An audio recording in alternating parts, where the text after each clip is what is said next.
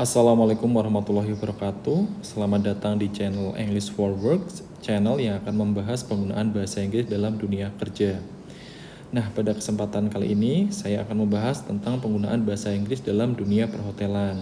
Untuk video yang pertama ini, sebelum masuk ke materi penggunaan bahasa Inggris dalam dunia perhotelan, saya akan menjelaskan terlebih dahulu metode pembayaran yang ada di hotel. Nah, di sini saya akan memberikan penjelasan bagaimana hotel itu mengklasifikasi tamu-tamunya dan bagaimana mereka melakukan pembayaran. Nah, jenis-jenis tamu hotel berdasarkan metode pembayarannya. Yang pertama ada individual, kemudian ada corporate, dan yang berikutnya adalah travel agent. Kenapa sih dibedakan gitu loh? Kan sama-sama menginap, mendapatkan fasilitas yang kurang lebih sama. Kenapa dibedakan? Jadi di sini ada individual. Individual ini yang saya maksud adalah tamu perseorangan atau grup yang mana dia booking, kemudian dia stay di situ, itu membayar untuk dirinya sendiri. Kemudian yang kedua itu yang corporate, itu setiap tamu yang membayar itu untuk pembayarannya dilakukan oleh perusahaan. Dan yang ketiga dari travel agent, nah ini nanti yang bayar adalah pihak travel agentnya, jadi melalui pihak ketiga. Jadi tamu individu mau booking kamar di hotel, dia lewat travel agent, nah nanti ada tiga pihak yang saling bekerja sama di sini.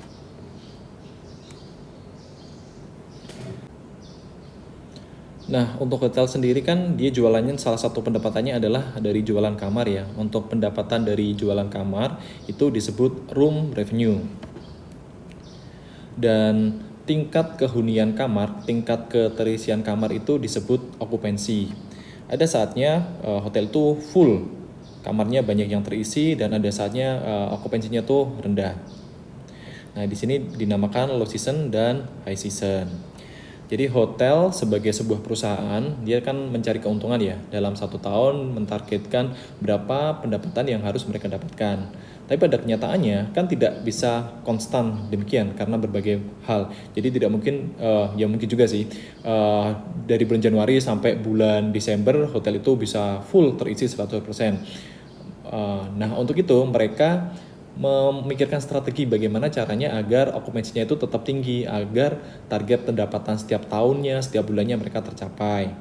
Misalnya seperti ini, katakanlah hotel di tempat wisata, dia akan ramai pada saat liburan, okupansinya tinggi. Tapi ketika masa liburan selesai, nanti okupansinya turun. Atau mungkin berikutnya hotel yang tidak di tempat wisata, tapi di sekitar perkantoran. Mungkin banyak tamu mereka itu bukan untuk liburan tapi untuk bisnis. Jadi mungkin dari luar kota ada bisnis di kota tersebut, mereka stay di hotel tersebut. Nah, untuk lebih jelasnya akan saya berikan gambaran seperti ini. Jadi ini ada tamu individual, dia datang langsung ke hotel, menyewa kamar semalam dengan harga 1 juta rupiah langsung tanpa perantara. Jadi hotel mendapatkan revenue 1 juta, tamu membayar 1 juta. Nah, di sini yang kedua adalah ada corporate. Corporate ini dia membuka kerjasama dengan hotel bekerja sama dengan corporate. Jadi misalnya di hotel-hotel yang bukan di tempat wisata tadi, yang di hotel-hotel perkotaan, itu mereka membuat jaringan dengan beberapa perusahaan. Jadi ketika nanti ada tamu dari perusahaan mereka datang, mereka akan mendapatkan harga yang lebih murah dari harga individu. Nah, dengan persyaratan tingkat okupansinya jauh lebih tinggi. Jadi kalau misalnya kita mengandalkan dari individu itu kan mungkin datang sekali 2 kali. Tapi kalau misalnya dari corporate ini kan akan lebih sering. Jadi, misalnya dalam kontrak itu disebutkan dalam 1 bulannya mereka harus minimal mengisi 10 kamar atau dalam 1 tahunnya berapa.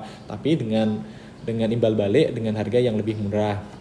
Nah, di sini nanti hotel juga mengklasifikasikan corporate tersebut. Semakin banyak, semakin sering mereka stay di situ, pasti akan diprioritaskan. Mereka bikin klasifikasi corporate A, B, C, dan berikutnya. Dan harganya, kemudian fasilitasnya mungkin juga akan berbeda.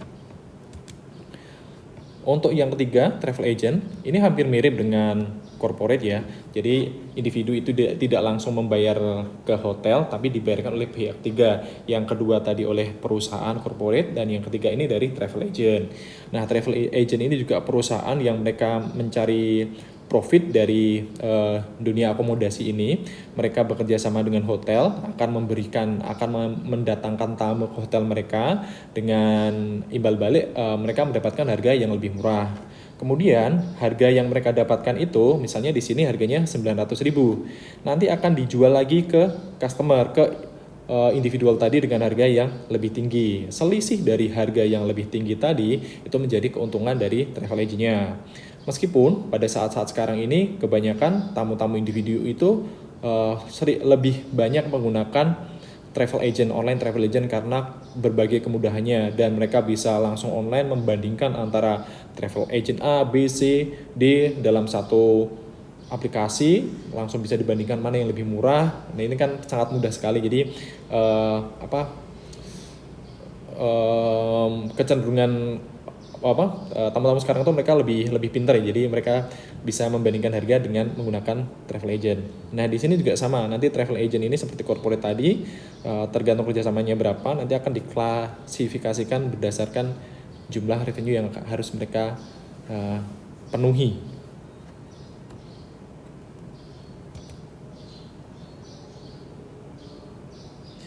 Nah, selain dari jualan kamar tadi, hotel itu juga mendapatkan revenue dari beberapa hal yang lainnya.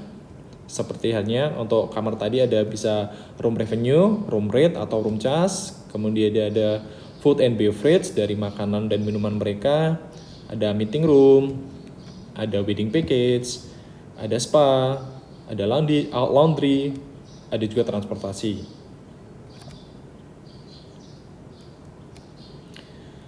Nah, untuk tamu individual ini disebut juga FIT, for individual travelers. Atau bisa juga disebut sebagai walk-in guest. Walk-in guest ini lebih ke tamu yang belum memiliki reservasi sebelumnya. Jadi dia asal datang ke hotel itu, kemudian tanya apakah ada kamar, belum membuat reservasi sebelumnya, itu namanya walk-in guest. Tamu individual ini mereka membayar menggunakan cash money, menggunakan credit card, bisa juga debit card, atau bisa juga voucher. Jadi misalnya mereka mendapatkan hadiah berupa voucher menginap di hotel selama ini, bisa menggunakan voucher itu untuk menginap di hotel. Yang berikutnya pembayaran dari corporate atau perusahaan. Jadi kalau di tamu individual tadi mereka langsung bayar ke hotel dengan uang cash ya, meskipun dengan kartu atau debit atau credit card, tapi secara langsung bayar dengan cash. Nah, di sini kalau untuk yang perusahaan itu, karena perusahaan sudah ada kerjasama, itu cukup menunjukkan bukti berupa guarantee letter namanya. Jadi ada perusahaan tersebut menggaransi akan melakukan pembayaran untuk tamu tersebut kepada pihak hotel. Sebagai contoh, ini guarantee letternya ada kop perusahaan, ada tulisannya guarantee letter, ditujukannya ke reservation manager, ada tanggalnya. Nah, kemudian di sini ada informasi yang harus ditulis dengan jelas ya, nama tamunya siapa, kemudian check-in tanggal berapa, check-out-nya tanggal berapa, tipe kamar dan jumlah kamarnya. Kalau di sini tamunya atas nama Pak Rudianto Hartawan, dia 25 sampai tanggal 28. Berarti 25, 26, 27, 28. 3 malam stay dengan kamar deluxe, 1 kamar saja. Apa sih yang akan perusahaan bayar untuk tamu tersebut? Nah, kalau di sini dituliskan the bill, room charge, laundry, and food expenses. Any additional charges, please contact me for approval. Nah, perusahaan ini akan membayarkan kebutuhan hotelnya itu berupa kamar, room charge atau room rate, kamarnya, kemudian laundry-nya, kemudian food expenses, makanannya. Selain di luar dari itu nanti tanya dulu ke perusahaannya, apakah akan dibayarkan oleh perusahaan atau dibayar langsung oleh tamunya itu sendiri. Misalnya di sini nanti katakanlah tamu minta penjemputan dari bandara ke hotel atau pengantaran dari hotel ke bandara. Nah, itu ditanyakan dulu. Apabila tamunya minta ke hotel untuk dibayarkan, nah ini harus konfirmasi dulu, ini harus yang bayar siapa, karena di sini dituliskan hanya ini saja, yang untuk transportasi tidak termasuk.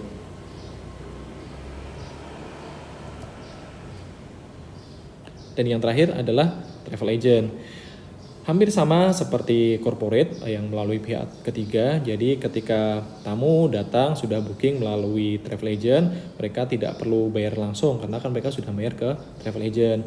Nanti di waktu check-in mereka cukup menunjukkan booking voucher. Kita lihat di sini secara detailnya, booking ID-nya, nomor bookingnya berapa, nama tamunya Putra Angkasa, kemudian properti itu hotel yang dituju, itu namanya ini Menora Hill Resort, kemudian jumlah kamarnya 1 kamar saja, number of adults itu tamunya untuk 2 orang dewasa, tipe kamarnya deluxe. Ini kita lihat lagi, ini cancellation policy, ini any cancellation received within 3 days prior to arrival will incur the first night charge. Failure to arrive at your hotel or property will be treated as no show and no refund will be given. Jadi ini ada catatan kalau misalnya dia stay lebih dari 1 malam ya, misalnya 5 malam, selama 3 hari sebelum kedatangan dia melakukan cancel, itu akan dikenakan penalti, dicas 1 malamnya. Jadi nanti malam kedua dan seterusnya bisa di cancel, tapi untuk malam pertama tetap dicas karena kan reservasi itu jalan terus. Kalau tiba-tiba sudah mau datang ternyata dibatalkan, ya tidak bisa seperti itu, harus dibayarkan, tetap kena cas 1 malam pertama. Atau ketika ini sudah confirm, sudah reservasinya sudah muncul, sudah terbit vouchernya, tapi tamunya nggak jadi datang, ini namanya no show, itu tetap tidak akan diberikan refund, jadi tetap dicas. Nah di sini ada benefit included. Untuk hotel sendiri kan tipe harga kamarnya itu kan macam-macam. Ada biasanya untuk harga kamar itu termasuk breakfast untuk 2 orang. Tapi ada juga yang mungkin orang tuh sibuk, jadi pagi-pagi harus pergi, hanya butuh istirahat 1 malam tanpa perlu breakfast. Nah di sini ada keterangannya benefit included. Jadi kamar ini harganya hanya untuk kamar saja, tidak termasuk sarapan. Biasanya kan udah termasuk sarapan untuk 2 orang dewasa. Nah yang di sini ini tidak ada sarapannya. Jadi di sini benefitnya itu tidak ada, cuma harga kamar saja. Ini lama stay-nya dia check-in tanggal 10, check-out-nya tanggal 11, berarti hanya 1 malam saja. Pembayaran menggunakan kartu kredit, di-booking oleh PT Semesta Wisata. Nah, di sini ada remarks. Remarks itu catatan tambahan ya. Ini permintaan dari tamunya melalui travel agent. Jadi dia minta yang non-smoke, high floor, large bed, kemudian ada additional highly request king, one big bed. Jadi dia minta kamar yang bukan smoking, yang non smoking, kemudian di lantai yang tinggi dengan bed yang besar, 1 bed besar. Oke, demikian video kali ini tentang metode pembayaran yang ada di hotel. Jadi ada individu, ada corporate, ada travel agent. Bedanya sudah cukup jelas ya. Yang individu langsung bayar ke hotelnya. Kalau corporate itu nanti dibayarkan oleh perusahaan menggunakan garanti letter. Kemudian kalau yang satunya travel agent itu sudah bayar ke travel agent, nanti tinggal menunjukkan booking vouchernya. Untuk biaya lain-lain yang di luar yang disebutkan dari garanti letter atau di luar dari yang disebutkan dari booking voucher, itu nanti akan dibebankan, dicaskan ke individu, ke tamunya masing-masing. Demikian untuk video kali ini, semoga bisa bermanfaat. Wassalamualaikum warahmatullahi wabarakatuh.